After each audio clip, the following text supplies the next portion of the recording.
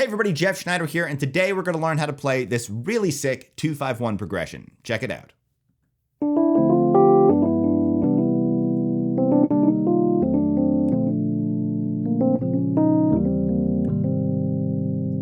And you can keep going through all the keys, of course, but we're going to start in the key of C major. And again, it's a 2-5-1 progression. So that means if you look at my chord scale charts, you'll see here we've got the 2 chord, which is D minor 7, the 5 chord is G7, and the 1 chord is C major 7. You can get these charts for free, linked in the description below, but let's learn these voicings. So we've got that D minor 7 chord up first. Now the way we're gonna learn these voicings is left hand first, then right hand. So the left hand's pretty simple. We're gonna play the root in the third. I'm not even gonna write the notes because I really want you to be thinking about these voicings in terms of the scale degrees or the chord tone. So we have in the left hand, I'll write LH there for left hand. We've got the root and the third. All right. Then I'm going to make a line here. And then above that line is going to be the right hand. Now you can think of this as D minor 7. But again, if you want to make it more key agnostic, as I like to say, you can just think of this as the 2 chord. All right. So we have 2 there.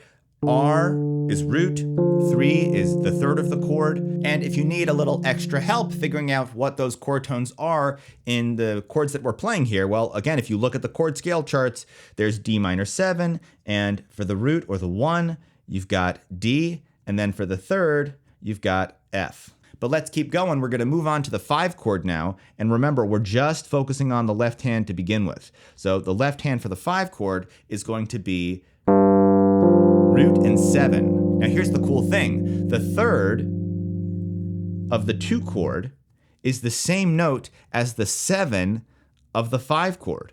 So if we're doing D minor 7 to G7, the notes are D and F for the D minor 7 chord, and G and F for the 5 chord, for G7, F and F, which means that thumb that's playing the top note is going to stay exactly where it is for both of those chords. All right, moving on to the 1 chord. Remember, we're in the key of C major, so we're going to write in C major 7. And what is the left hand playing? Well, it's actually the same thing that we did for the 2 chord. It's going to be the root and the third. In this case, it's going to be a C and an E. So I'm just going to point out a couple of things here. The bottom note, the very bottom note, is always the root. We have the root, the root, the root. So as long as you know what the 2-5-1 is in the key that you're playing it in, you know what the bottom note of the chord is. If it's going to be a 2-5-1 in C major, the bottom note of the chord is going to be D, G, and C. And then, as far as what the note is above that, we've got 3, 7, 3. And in terms of how that's going to look physically on your hand, as I said, you've got D and F, then the F is going to stay where it is because the 3 becomes the 7. And then as you go to the next chord, you're going to bring that thumb note, the note that's in your thumb, in this case F, and it's going to go down a half step as you go from the G up to the C. So this F right here goes down to E. If you have these little tricks in the back of your head, it does make it easier. So just practice that in the left hand. And if you want, you can do that in several keys. The way that I like to practice this progression is actually by turning the 1 chord into the 2 chord. So what does that mean? Well, if you take that 2-5-1 in C major, D minor 7, G7, C major 7, the C major 7 is the 1 chord, and the way that I like to practice this is by turning the 1 chord, C major 7, into a 2 chord. How do you do that? You make it minor. So the C major 7 becomes C minor 7. And now that C minor 7 is the new 2 chord. So what key are we in now? Well, if C minor is the 2 chord, that means we're in the key of B flat major. We're going down a whole step from where we just were. We were in C major, now we're going to go to B flat major. So the 5 chord is F7, and the 1 chord is B flat major 7. There it is. All right, so what is the pattern? Again, it's the root. This is just for the left hand. Root in third, root in 7, root and third. How does that actually look with notes? Well, for C minor 7, it's C and E flat. For F7, it's F and E flat. Remember, that top note stays the same. And then the bottom note is just the roots. Finally, for the B flat major 7, we end up here. This note right here, which was E flat, is going down a half step to D. E flat, down to D.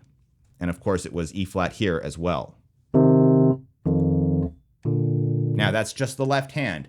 When we add the right hand, things are going to get a little bit more complicated, but I'm going to break it down in a way that's going to make it easy enough to get these chords under your fingers as quickly as possible. But before I show you what those notes are, I've got to let you know that my Jazz R&B Chord Accelerator is on sale right now. It's a collection of everything I know about how to play these jazzy R&B chords on the piano and actually understand what you're playing. It's not just me showing you the notes and telling you where to put your fingers. I actually explain the chord theory so you know what's happening and you understand why those voicings or those chord progressions sound so good. Because if you understand why something sounds good, to you at least, then you can repurpose that and use it in your own music, and you can turn any song into a jazzy R&B soulful vibe without having to just guess and try out a whole bunch of chords and hope that they maybe work. Instead, you can get right to that sound that you want because you know what to do. So check it out. It's the Jazz R&B Chord Accelerator and it's on sale now.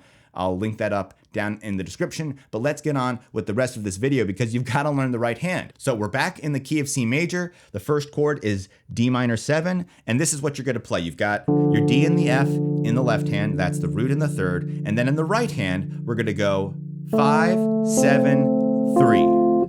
5, 7, 3. In the case of D minor 7, that's going to be A, C, and F. Okay, a couple of things to point out here. What is the chord that I've built here? If you ignore the D minor 7 for a second and you just look at this A, C, F, well, that's an F major triad in first inversion. If you just think in terms of F, we've got the 3, the 5, and the root of F major right there. Yes, it is helpful to look at these chords embedded within the bigger voicing here because it just makes it that much easier to see the patterns and build on knowledge you already have, because I'm sure a lot of you are familiar with that F major chord. And if you can see it within this voicing, well, it's going to make it a lot easier for you to find all of these notes when push comes to shove. So again, we've got the root in the third, and then 5, 7, 3 in the right hand there. Altogether, it sounds like this. Another pattern that you can look for here is if I take off the top note, well, that's just D minor 7 in root position.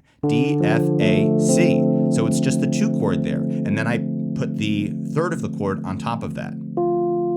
You can also notice that the only note I have doubled here is the third. I've got the third here in my thumb and then in my pinky as well. So just recognizing and becoming aware of these patterns does make it easier, especially when you transpose these chords into other keys, because you're like, oh yeah, I remember I have to play this major chord in first inversion in my right hand. Or, oh yeah, I have this full root position chord in both hands there, and then I have the third on top. It just helps to keep these things in mind. But let's move on to the next chord, because what we're going to do now is take this major triad that I've just baked into that chord, and we're going to move it down a half step. So instead of F major, it's going to be E major, G sharp, B, and E. Now, what are those notes in relation to the 5 chord, in relation to G7? We've got A flat, which is the flat 9, B, which is the third, and E, which is the 13. Now, these are extensions, altered extensions, and it might seem kind of intimidating. But again, when you recognize that this is just a major triad, in this case, it's G sharp, B, and E. This is an E major triad in first inversion, just like this is an F major triad in first inversion. What are we doing? We're moving this shape right here down a half step, which makes it a lot easier to digest than thinking, oh, okay, it's the flat 9, it's the third, it's the 13. Yes, you do want to learn those chord tones eventually, but in the meantime, you can speed things up by recognizing these shapes. Major triad, first inversion, moving down a half step. Now, what does it sound like? Check it out. Woo, nice. And then we're not going to do anything too crazy here. All we're going to do is take this E major triad, this major triad in first inversion, and I'm going to move the bottom note of that triad down a half step. Everything else is going to stay the same. So it's just going to look like this. It's basically taking this major triad and making it a minor triad. It's going, in this case, from E major to E minor. So I'll write out the notes first. We've got G, and then B, and then E, And what is this in relation to the C major 7? Well, the G is the 5, the B is the 7, and the E is the 3. If you just play the right hand for all three of these voicings, it looks like this. So we have this major triad, first inversion, move it down a half step, and then turn the major triad into a minor triad by just lowering that bottom note. Goes down a half step. Everything else stays the same. Again, when you put it all together, beautiful. Now, how do you make it even fancier? How do you add some more spice and soul into it? Well, grace notes go a long way. So check this out. So what did I do there? There's my third of the chord. I'm on the D minor 7 again. There's the third. And I'm going to do a quick grace note, half step below, right up into the third. So in this case, E up to F. And then for the next one, for the G7, which is technically a G13 with a flat 9, you can do the same thing. In this case, I'm doing a whole step grace note. I'm starting on the D and going up a whole step to the E. And then same exact thing for the C major 7. The D up to the E, a whole step grace note. Now, you don't have to use all of those grace notes for every chord, but they are good to know, and they do add a little bit of extra flavor and chord candy into these voicings. You can also do little pickups like this.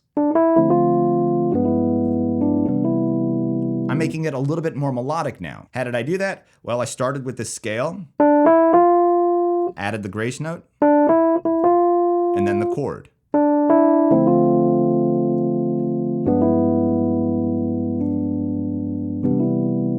That's how you take three separate chords and make the whole thing a little bit more melodic just by sneaking in a couple of phrases here and there. As I said, a great way to really master these voicings is by transposing them into other keys. I love doing that thing where you take the one chord and make it a two chord, basically making this C major a C minor chord. Sounds like this if you do the whole 2-5-1 in C. And then you do the same thing, but now C major becomes C minor. And again, now we're on B flat major, make that minor, make that the two chord.